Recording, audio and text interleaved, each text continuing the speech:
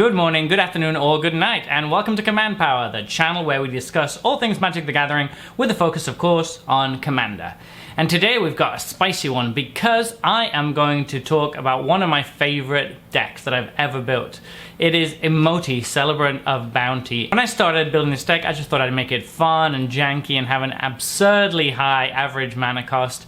And it was all those things, but it was also actually probably the strongest deck I ever built. It absolutely crushed the competition and ended up being much stronger than originally intended, which was a bit sad, but it also meant that it's the deck I bring out whenever I really want to bring a competitive edge to a table. Now, it doesn't look like it, and the average mana cost is 6, but it is deceptively strong. And the main core of the deck is building around cost reduction abilities. So you'll see there's a lot of cards in the list that let us cheat on mana, whether it be with cost reduction such as Affinity, or with alternate costs such as Suspend or Emerge. There's a ton of ways that this deck cheats on mana, and that's actually how we're going to get these ridiculous cascades into cascades into cascades. Because the thing about Imoti is the spells you cascade into can also trigger further cascades as long as their mana cost is higher than 6. So without further ado, let's get started on the deck. So we're going to start with our first creature in the deck, which is Ancient Stone Idol. And here is the first of our cost reduction cards. There's loads of them. This one costs 1 less to cast for each attacking creature. And when it dies, we can create a 6/12 colorless construct. We don't really care too much about that, but this is an absolute beast. It's a blowout in combat because, well, you know what's better than a 12/12 flash ambushing? A 12/12 flash that comes with potentially 3 or 4 other cascaded cards. Because the mana value on Ancient Stone Idol is 10, if a bunch of creatures attack us, we can play it for super cheap and get a bunch of cascade triggers, and suddenly, out of an almost empty board, we might have a board full of fatties that just gobble up our opponent's small creatures. This is a really good card in the deck, for obvious reasons. Annoyed Altasaur, not much to say about this one. It's Cascade, so it goes well with the deck. It has a bit of synergy, and it also can cascade again with Imoti because it has the mana value of 7. Apex Devastator is just there for the fun. Again, this is a super huge creature with 4 cascades with Imoti out. That just multiplies so quickly because 10 mana means we have a lot of opportunities to still hit stuff that costs less but more than 6. And anything we do that does cost more than 6 when Emoti's out is going to double cascade, so that is just going to get out of control really quickly. Brynlin the Moon Kraken is a really cool one because it allows us to control the board a little bit. We're a little low on interaction in this deck, and this one helps a lot with that. Once we have it out, every time we cascade into stuff, we're going to be returning multiple permanents to their opponent's hand. But we can also do it with our own permanents if we want to. We can actually return some of our own things to recast them for more triggers, and that actually comes up quite a bit because a lot of our cards are very cheap to cast. Conduit of Ruin is an awesome card in this deck. Again, you can search for all sorts of different things in this deck. Usually, searching for a colorless creature with mana value 7 or more is a bit narrow. In this deck, we've got like 6 or 7 different options, and they're kind of varied. We have removal, we have a finisher there, we just have some cascades, some big fatties. That's all great, but on top of that, it also lets us cast the first creature spell every turn for 2 mana less, so that's more cost reduction. This is a really perfect fit in this deck. Estimator of the Provinces is my finisher of choice. Now, I took it over Craterhoof Behemoth in this deck for a couple of reasons. First, Emerge again synergizes with the deck. We can play it for cheap, but still get the cascade trigger. And it's also a good card to fetch it with Conduit of Ruin. It also synergizes with a couple of other pieces in the deck. So yeah, this is a really good finisher. Deep Sea Kraken is surprisingly good in this deck because it suspends for so cheap, and every time an opponent plays a spell, we remove a time counter of it. We're actually going to be casting it for no mana very quickly, and when we do, it's actually going to be bonkers because we're probably going to cascade into some other great stuff. I had a game where like my opponent was trying to go off an infinite combo, but he forgot that Deep Sea Kraken was suspended, so when he cast a spell, the Kraken resolved, and then it cascaded into a counter spell which stopped his combo, and he was just absolutely livid. So stuff like that can happen with this deck, and it's sweet when it does. Ethereum Spinner is really underrated as a card, I think, and in this deck in particular, it does a lot of work. You're going to get a lot of little colorless artifact creature tokens, and the fact that they're artifacts is really relevant because we have quite a few cards with affinity and a few cards that count how many artifacts we have. So this guy does a lot of work, and he's also an artifact himself. Great little card in this deck. Fierce Empath, not much to say, just a really good tutor for this deck. We can search up any of the big creatures in the deck and just put them straight into our hand. Golter is always fun, and in this deck in particular, it's usually quite easy to get it out for cheap, but once you do, you're just cascading and cascading, cascading. So yeah, another great addition. Galanra, Caller of Wirewood, I don't know if that's how you pronounce that, will draw us a card, and we have a couple of ways to untap her too, so she can occasionally draw us 2 cards per turn.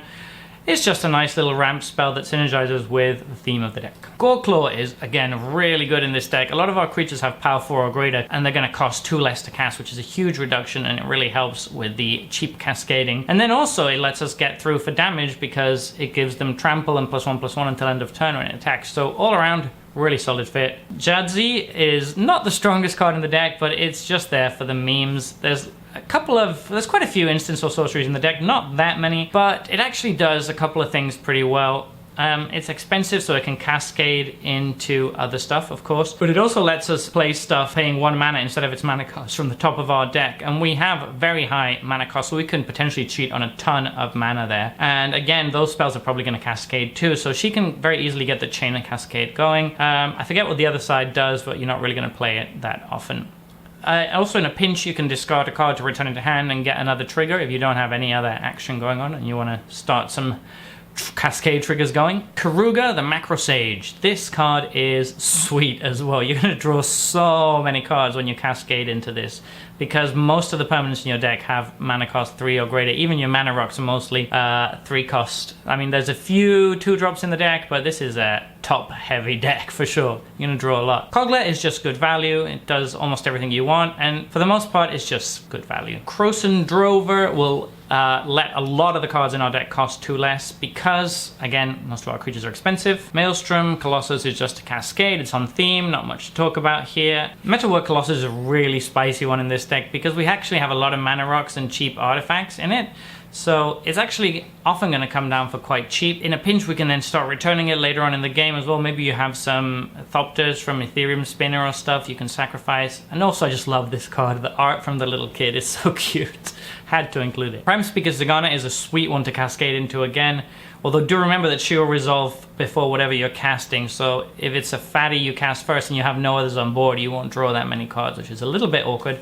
That being said, she's often just going to finish the game if you have any sort of decent creature in play and she comes down, because you're just going to get such an advantage. Primeval Protector is great in a wide board. You're going to drop this for almost nothing. You're going to put a +1/+1 counter on each other creature you control, and because the cascades are going to resolve first, you may cascade into a few creatures, which then also get the counter.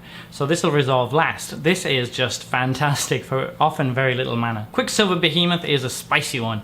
You get to drop it for very cheap, because you probably have quite a bit of affinity for artifacts, and then whenever it attacks or blocks, you can return it to its owner's hand at the end of combat. Well, it's not that you can, you have to.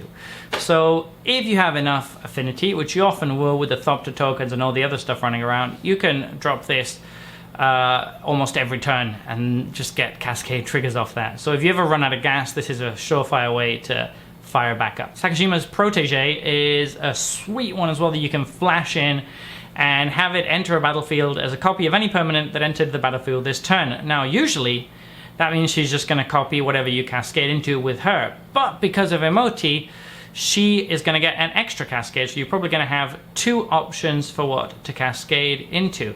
You can also just copy an opponent's card that they play if the worst comes to the worst.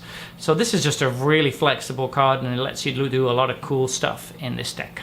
Playing it in an opponent's turn is also really, really sweet because you can cascade into some nonsense. Shaman of the Forgotten Ways is a really good ramp spell, nothing much to say here. I've never used the formidable ability. Shardless Agent is a nice one for getting into your early mana rocks, and it just, within the theme, it lets us keep the cascade going. I just like the card. Sweet Gum Recluse is a sweet one for when you have a big cascade turn. Again, just like Sakashima, you can do it on an opponent's turn and then have a bunch of creatures come in from the cascade, and then they're all going to get 3+1/+1 counters. So you can set up some really nice ambushes there. It puts 3+1/+1 counters on itself as well. Thought Monitor has affinity for artifacts, so again it's going to come down very cheap.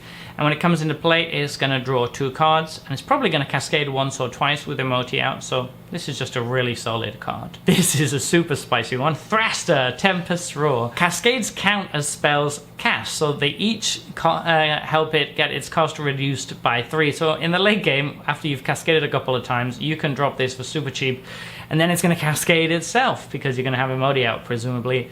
And this is just going to be a huge, fun, dumb threat. I just love this card. Thrix, the Sudden Storm. It just gives us a little bit of cost reduction for expensive cards. It's just nice to have. Unfortunately, it doesn't have mana cost of 6, so it's not going to cascade, but still, it's nice to have. Thunderous Snapper is going to let us draw a card whenever we cast a card with mana cost 5 or greater. This includes cards with Cascade into, because it says cast a spell, and cascading is casting. So yeah, this can go pretty nuts. Vexing Scuttler is a sweet one. Emerge is great in this deck, as I mentioned, because everything is so expensive that you can just then eat it up after it's done its thing and get the Emerge creatures for very cheap. So when you do that, you're going to be able to get an instant or sorcery card back from your graveyard. That can be really useful if you've maybe had to use something early because you cascaded into it, but you want it back. That's nice, and as usual, mana cost of 8, so easy to cascade into other stuff. World Breaker is another one we can search up with Conduit of Ruin, and it's just a very recurable threat that is going to keep messing with the board. Next up, we have the artifacts in the deck. First, we're just going to talk about all the mana rocks. These are just all normal ramp. There's not much to say about them. There are more artifacts than there would normally be in a green deck because of Metalwork, Colossus, and because of affinity and stuff like that. So we want to have as much as we can. A lot of these are good to cascade into early game because you really want to have ramp in this deck, so that's nice. Ingenuity Engine doesn't look like it does much,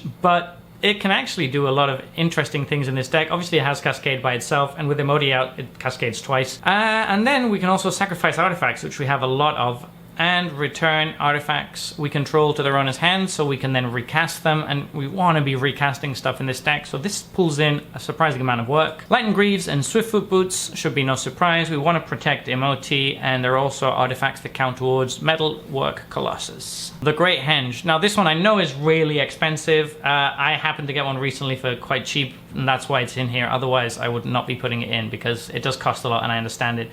If you don't have this, you can just replace it for another ramp spell, but this really does a lot of work in this deck. It does a lot of work in any green deck because it's a fantastic card, but it fits so perfectly in this deck that if you have it, you should definitely put it in, because it's going to let you draw cards whenever you cascade into a creature and they come into play, and it also has a mana cost reduction, which is what we're looking for in this deck, so it's going to let us just dump lots of stuff with Cascade because it's a 9 mana card.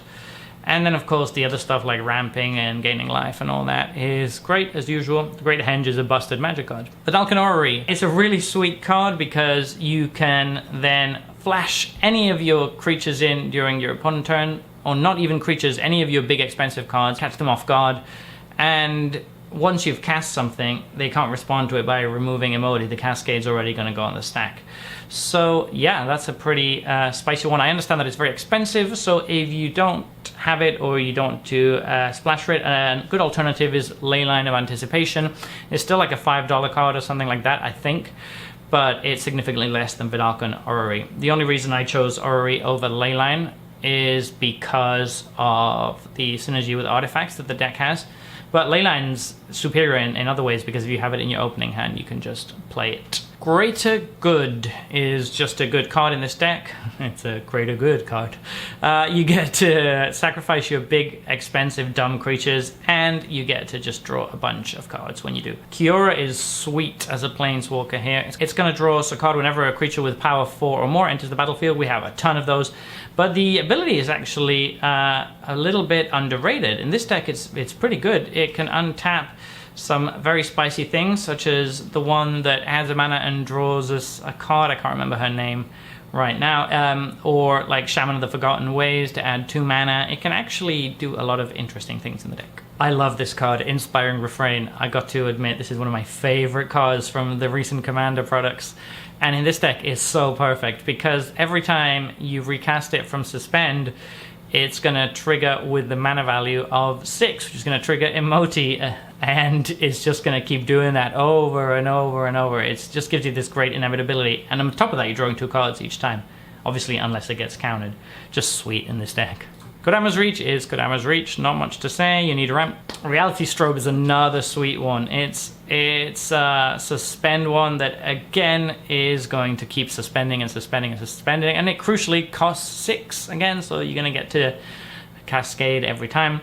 It's also a little bit of interaction, which we don't have a lot of, so nice. Rishkar's Expertise is great in the deck because we're going to draw a lot of cards off having big creatures.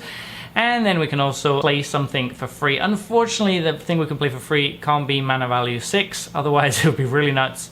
But still, it's just too much value to pass up on. Treasure Cruise is really good because of the discount. We can play it for super cheap, draw 3 cards, and still Cascade. Assert Authority is a sweet one to Cascade. And we can again play it for super cheap. Often we'll just play it for 2 mana like a counter spell. It'll remove the thing from the game, and then we'll just get to maybe get 2 free spells out of it if we're super lucky, which is just absolutely nuts. Beast Within is some interaction, not much to be said. Cobra Trap, I love the traps in this deck as well.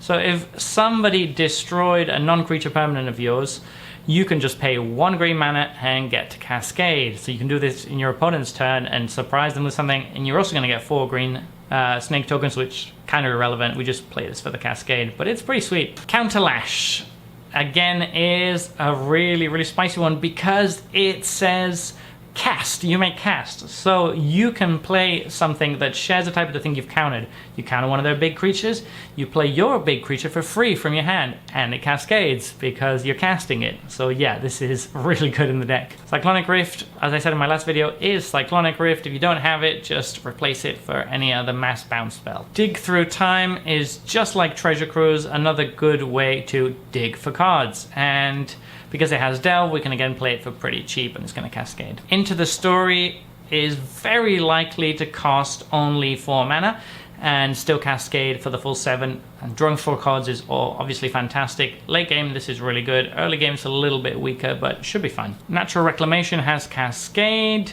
and destroys target artifact or enchantment. This often is part of the chain, so when you start cascading from something really expensive, you'll hit this, and then you can just keep going a little bit longer. Summoning Trap is one of my favorite ones in the deck, and it's a really big middle finger to blue decks.